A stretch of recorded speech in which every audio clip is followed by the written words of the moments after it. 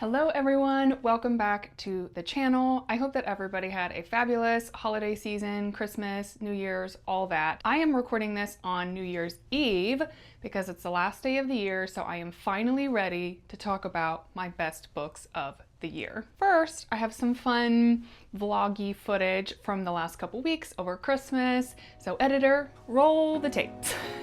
Roll the montage.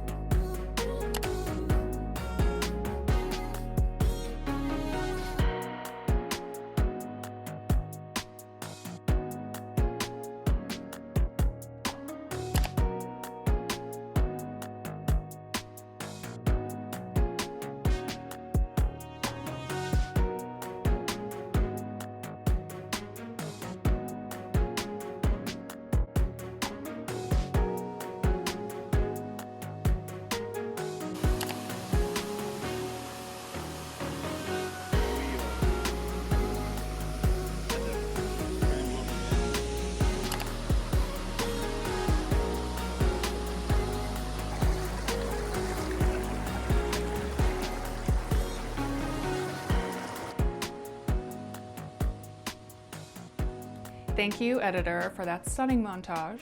It's me. I'm the editor. So, how this is gonna work. I feel like most people know how a bracket works. It's pretty self-explanatory. I have 16 5-star books from this year. It's such a perfect number for a bracket, as well as 5 honorable mentions, which are 5-star reads, but they're rereads. Many thanks to my husband for setting up the bracket for me. I didn't want to do it myself and insert any sort of bias, so I just gave him the stack of the books and said, go for it. I actually was just gonna have him pair them up in initial pairings, and then where we went from there was going to be anybody's guess. I was just going to wing it, and he said no. So we have an actual bracket. I'll insert the bracket that he made. So this is very official. We can guarantee that the results are going to be very accurate then, because we have a nice bracket. Before we get into the 16 books, I just want to lightning round my 5-star rereads. The first is Mistborn by Brandon Sanderson. I reread this book and then finished the trilogy this year. Loved it so much. This book is a 5-star, and I would say the trilogy overall is a 5-star. I reread Emma this year with my book club. This is one of my favorite books ever, and definitely my favorite Jane Austen. Another book I reread with my book club this year is Jane Eyre. This was so fun to reread and to talk about with a group. We had the best time discussing this book. Another all-time favorite is The Time in Between by Maria Dueñas. I reread this book because I read the sequel this year. Wasn't actually crazy about the sequel, but this one remains an all-time fave. I reread the first 2 books in the Legendborn series so I could read the 3rd book that came out this year, and the first book is just one of the best starts to a fantasy series ever. So good, you have to read this. I just had to mention them. I couldn't just not talk about them at all, but I didn't want a book I, have reread 5 times in my life to end up winning the bracket, because that wouldn't make any sense. So let's get into the books. My husband has paired them off for me. I hid them under a blanket so I wouldn't see them or have any idea of how they're paired off before I'm ready to start talking about them. I'm going to take off the blanket and then we're gonna go from there. Okay, so here, I don't even know what it looks like. Definitely not a book bracket, just like a dead body or something on my floor under this blanket. So let's take it off. Ooh, first of all, I did my nails for this video. I do my nails like twice a year, so y'all should feel special. Let's take the blanket off and see, wow, very dramatic, what we've got. Okay, that was a little anticlimactic. Okay, so I'm just gonna go straight down the bracket. We're starting off with a crazy pairing. You also will note that I don't own at least half of these books. I'm not a has to own every book I read girly. I read a lot from the library, but I wanted physical copies to do the bracket with. So I have done some arts and crafts. I can't say I worked really hard. I didn't actually work that hard. I didn't slave for hours over these. I think you'll be able to tell. I am not a great artist, so I just did my best at rendering the covers of these books. Some of them are better than others, but that's okay. I also am giving myself a time limit to talk about each book because otherwise I think this video will be an hour long. So I am setting a 30-second timer. I have my iPad here with a timer on it, and I am going to have 30 seconds to tell you about each book and why I love it. That doesn't seem like enough time. I'm gonna do my best. We'll see how it goes. Okay, pairing number 1, we have 2 of my beautifully drawn covers going up against each other. If We Were Villains by ML Rio. Maybe I'll throw up the actual cover that I was trying to imitate so you can compare. Let me know how my artistic skills are. Versus, I think this is the worst one, versus My Friends by Friedrich Bachmann. Okay, I have to tell you about the books. Oh, the timer. I'll start with If We Were Villains. This book is in the dark academia genre. It's considered a spiritual successor to The Secret History, and it follows a group of students studying Shakespeare at this prestigious college in, I think it's Illinois. And these students, they're so pretentious, they're so dramatic, just like the characters that they portray on the stage. There's interpersonal drama and murder, and at the heart of it is this huge mystery of what happened that caused one of the members to go to prison. It has such atmospheric writing, some of the coolest scenes. The coolest scenes that I have ever read and listened to on audio. Okay, that's not too bad. 30 seconds is not too bad. I think I can do it. I just have to be direct. I can do this. I can do this. Like all of Friedrich Bachmann's books, My Friends, which is his newest 2025 release, is heartfelt and heartbreaking and funny, and there's a little bit of a mystery. This one takes on the topic of the arts, specifically visual art, and how much it can really mean to somebody to support them in their art, especially when they're young. It's about the ties that connect humans and a little bit of a found family aspect. I was crying by like 5%. This is gonna happen every time. I was like crying in a public park by like 5% of the way through this book, so huge win. I love both of these books, but I think If We Were Villains is gonna be the bigger win for me. I sat and stared at the wall for like 45 minutes after I finished this book. I threw my Kindle, not across the room, but like I kind of flung it across the couch. I swear I went into like a trance when I listened to some of the scenes from this book on audio. I did kind of a tandem read, and it just has stayed on my mind all year long. I read it in January and I just think about it all the time. So this one is going to move on. The next pairing, and the winner of this pairing will go up against If We Were Villains, is Slaughterhouse-Five by Kurt Vonnegut and Wagnerism, Art and Politics in the Shadow of Music by Alex Ross. This book is impossible to explain in 30 seconds, but I'll do my best. Slaughterhouse-Five is a 20th century classic. It is sci-fi. It is just really, really weird. But at the heart of it is this beautiful man named Billy Pilgrim, and the ways that his involvement in the war, specifically World War II and the firebombing of Dresden, just broke his brain to the point that his shattered mind tries to make sense of everything that he went through over the course of the next 30 or so years of his life. Okay, I had more to say, but I think that's good enough. Wagnerism explores the complicated artistic legacy of the composer Richard Wagner, known for his large-scale German operas. His work is incredible, and his legacy of myth and leitmotifs and all these sorts of things resonate all the way up into entertainment today.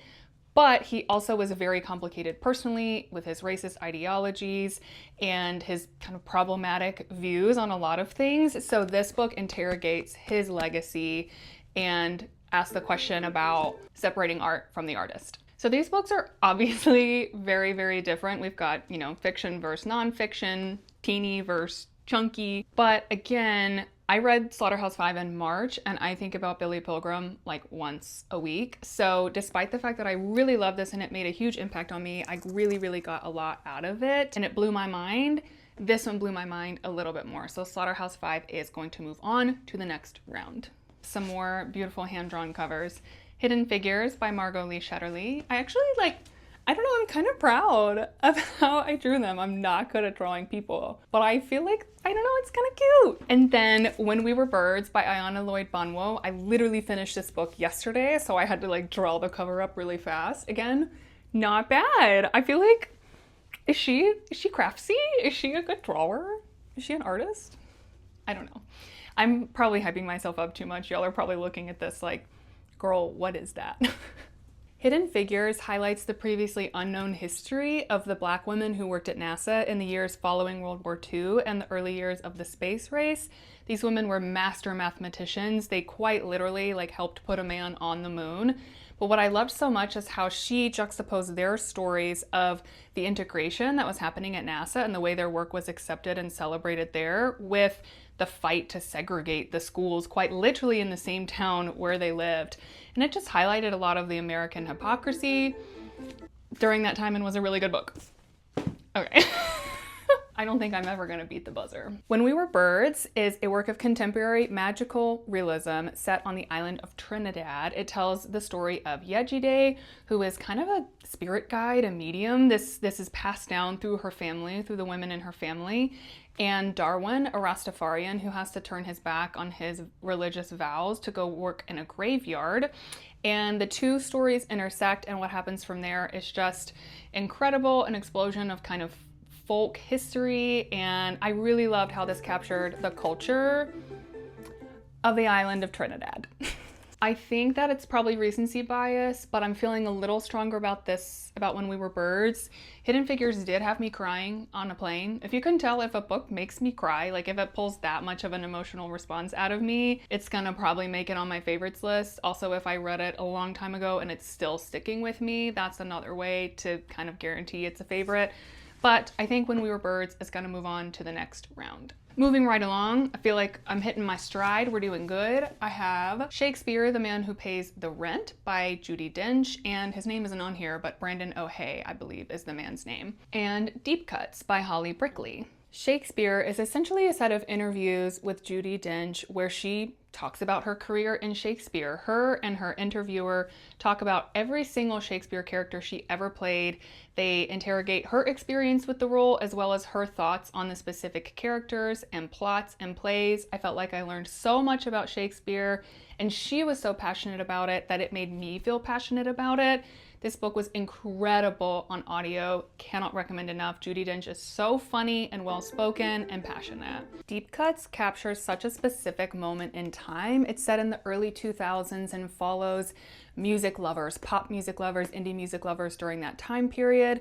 There is a bit of a love story at the heart of the novel, but what I really loved was our main character and how much she just adored music. She's a music journalist or a budding music journalist, so we get to see her step into that as well as follow her passion for songwriting. And I love it when people can write well about music, and Holly Brickley did such a fabulous job. Okay, a bit of an artsy pairing here. We've got Shakespeare and music. I feel like the fiction is just always winning over the nonfiction, which stinks. I love nonfiction. I'm so happy that there are a lot on this list. But Deep Cuts really, it did it for me. I loved this book so much. Definitely one of my most surprising and underrated favorites from the year. Halfway done, let's carry on. Wow. I'm not sure that there could be two more different books than Sister Outsider by Audre Lorde and Alchemized by Sin-Lin Yu. Sister Outsider is a collection of essays and speeches by Audre Lorde, who identified as a Black lesbian poet, Black lesbian feminist poet. I think that was maybe the order. And she just tackles all sorts of topics in this: racism, sexism, homophobia. But I just find her writing so good. She's so direct. She cuts right to the heart of the issues. And I just really recommend people read this book as an important piece of cultural history. Whoa, made it in under 30. Let's go. Let's go. I need two hands to hold this up because it is genuinely so heavy. I will start shaking. We'll do this. I'll Vanna White it. Alchemized by Sin-Lin Yu is a dark war story. It tells the story of two people who are on different sides of a war and the relationship between them. I don't know if I would call it romance because it's pretty toxic. And it just asks questions about, what are you willing to do to win, and what sacrifices are you willing to make? How can you live with yourself when the day is done, knowing the choices that you've made to win a war? It's a really heartbreaking, really difficult story to read. Trigger warnings abound. Please be careful.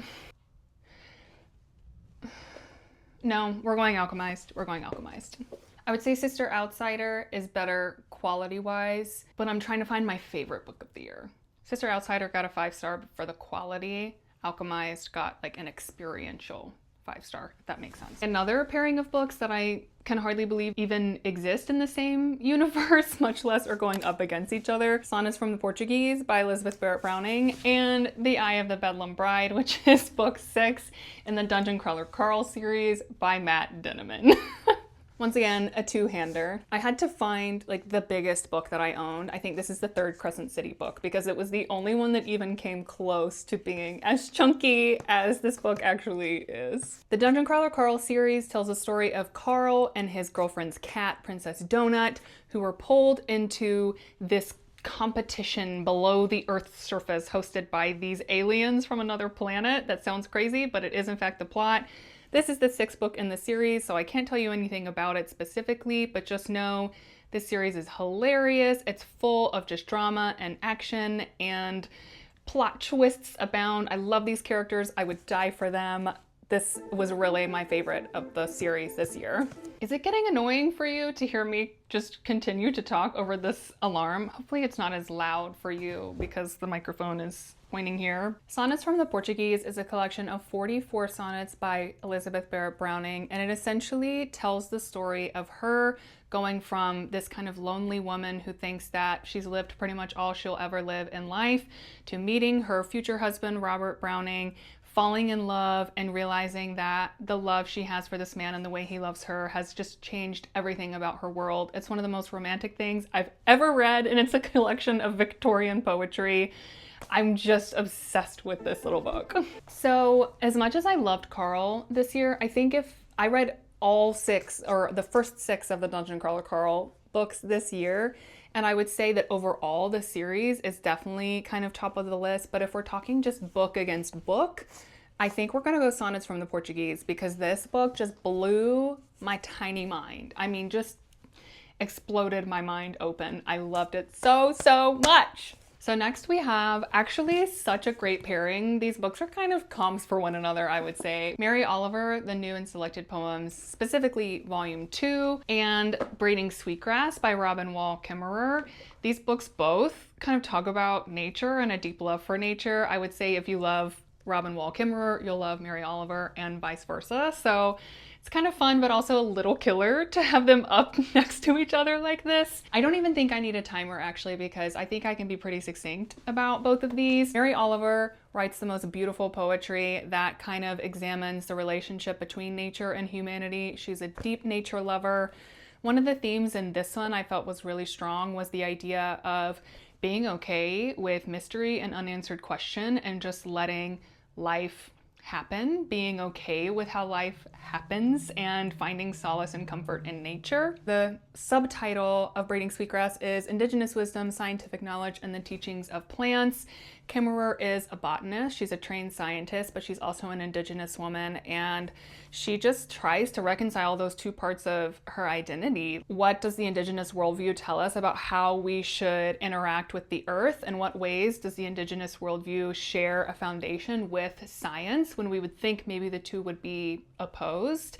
Overall, definitely Braiding Sweetgrass is the strong winner here. Okay, last initial pairing. And honestly, this is so funny. I feel like all the nature books got saved for the end because we have 2 more that have very strong ties to like nature and the earth. Prodigal Summer by Barbara Kingsolver, up against The Winter of the Witch by Catherine Arden. This is the 3rd book in the, I don't remember the name of the series, Winter Night trilogy that starts with The Bear and the Nightingale. It tells the story of Vasya, our young protagonist, who can see spirits. She interacts with these folkloric creatures and eventually kind of helps win a war. There's politics, it's medieval Russian history. She's one of the best fantasy protagonists I've ever read. I absolutely love her. Her loyalty to her family, her wisdom, her authenticity and remaining true to herself, the way that she loves the land and the creatures of the land. So good. Okay, last one. Oh man, I deserve a medal for this. Why am I talking like this is this hard? I set this challenge for myself. I'm acting like somebody's like making me do this. Prodigal Summer is one of Barbara Kingsolver's Appalachian books. It's set in a holler in the Appalachian Mountains in the Southern Appalachians and kind of just talks about all the people who live there. There's a hunter, there's a wildlife biologist slash park ranger, there's farmers, there's all these sorts of people, and it just talks about their relationship to each other, to the land. It talks about honoring the land, honoring the creatures that live on the land. I just love Kingsolver's outlook on nature. Stopped me in the middle of a sentence. We're going Kingsolver. I mean, we have to. She's probably my favorite writer ever, so it would make sense to have one of her books on at least my top 8 of the year. I think that they should just be in order, but let me go update the bracket because my husband very sweetly made me this bracket. So I'm gonna update it, figure out the next group of pairings, and then we'll go from there. So let's take a moment of silence for, I don't wanna call them the rejects, but the not winners. What was that song that they played on American Idol when somebody got eliminated? 'Cause you had a bad day. I don't know any of the rest of the words. Should I slow-mo it? Give like a slow-mo zoom of the books. You had a bad day.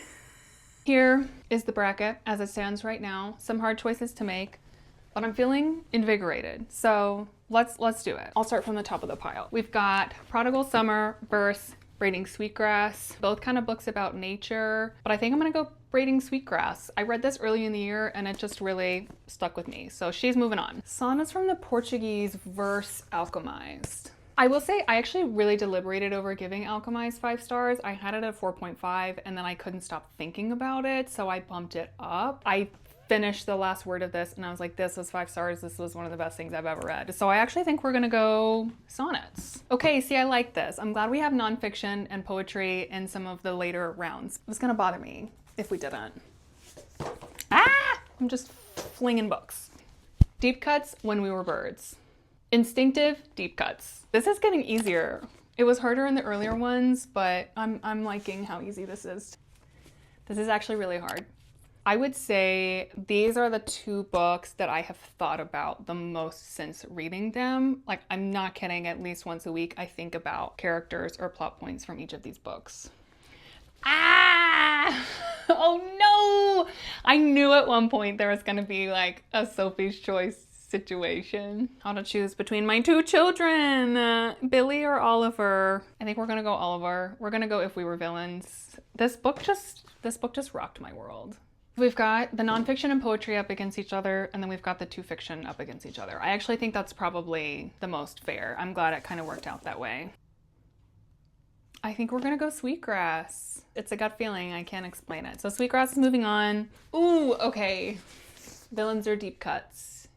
Shakespeare, music. Well, that's not a fair comparison because I would choose music, but I think I wouldn't say I liked the characters more in this one because they were kind of unlikable, but they stuck with me more. Really the only character I loved in this one was the main character. I adored her, but all of these characters made a big impact on me. So it's villains. Final 2. You know what is crazy actually is that I read both of these books in January. So it has been almost 12 months and both of these books are standing out as my favorite thing that I read all year. I obviously am still thinking about them if they're winning out over stuff that I just read.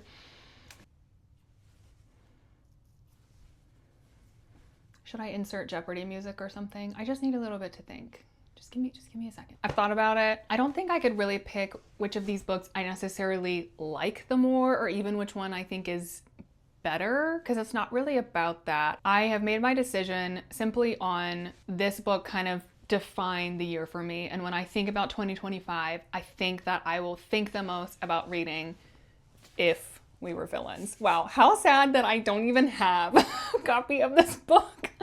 And you have to see my horribly drawn swords as I hold up the book of the year.